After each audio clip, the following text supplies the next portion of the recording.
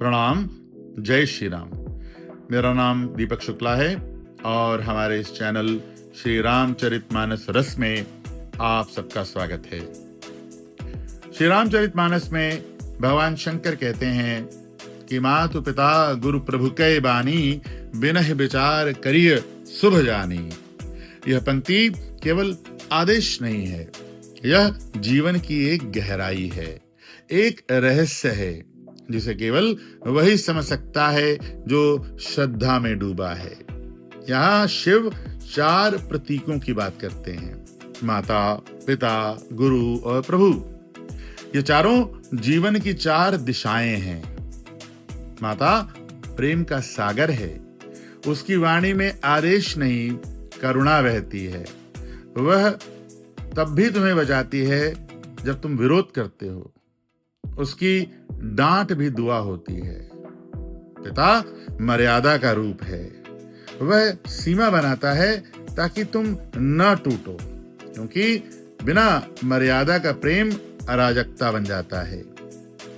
गुरु ज्ञान का दीपक है, उसकी वाणी अंधकार में बिजली की तरह चमकती है। वह कहता है, देखो तुम वह नहीं हो जो तुम समझते हो।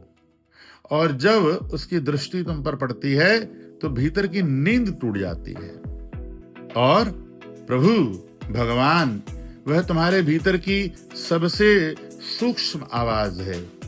ये आवाज कभी मौन में आती है, कभी आंसुओं में आती है, कभी किसी फूल की सुगंध में आती है तो कभी किसी पीड़ा में आती है। शिव कहते हैं, जब इन चारों की वाणी तुम्हारे जीवन में गूंजे तो मत सोचो कि यह किसने कहा, सोचो यह तुम्हारे भीतर की चेतना बोल रही है। बिनहि विचार करिय शुभ जानी। इसका अर्थ यह नहीं कि अंधा विश्वास रखो, नहीं, इसका अर्थ है जहां प्रेम है वहां तर्क की आवश्यकता नहीं है, जहां अनुभव है वहां विश्लेषण व्यर्थ है। विचार मन का कार्य है और मन सदा द्वंद्व में जीता है। श्रद्धा आत्मा का गुण है और आत्मा सदा एकत्व में रहती है। जब तुम मन से जीते हो तो निर्णय करते हो, और जब आत्मा से जीते हो तो समर्पण करते हो।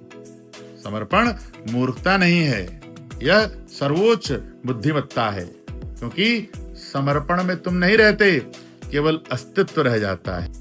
इसीलिए शिव कहते हैं कि माता, पिता, गुरु, प्रभु की वाणी को बिना विचार शुभ मानकर स्वीकार करो, क्योंकि ये चारों मिलकर वही कहते हैं जो तुम्हारी अपनी आत्मा कहती है। वही तुम्हें मार्ग दिखाते हैं, वही तुम्हें उस भगवान तक पहुंचाते हैं, उस राम तक पहुंचाते हैं जो तुम्हारे भीतर विराजमान है। जब श्रद्धा प्रकट होती है तब विचार मौन हो जाता है, और जब विचार मौन हो जाता है तब तुम्हारे भीतर भगवान बोलते हैं। यही है मातु पिता गुरु प्रभु कै बानी, बिनहि विचार करिय शुभ जानी।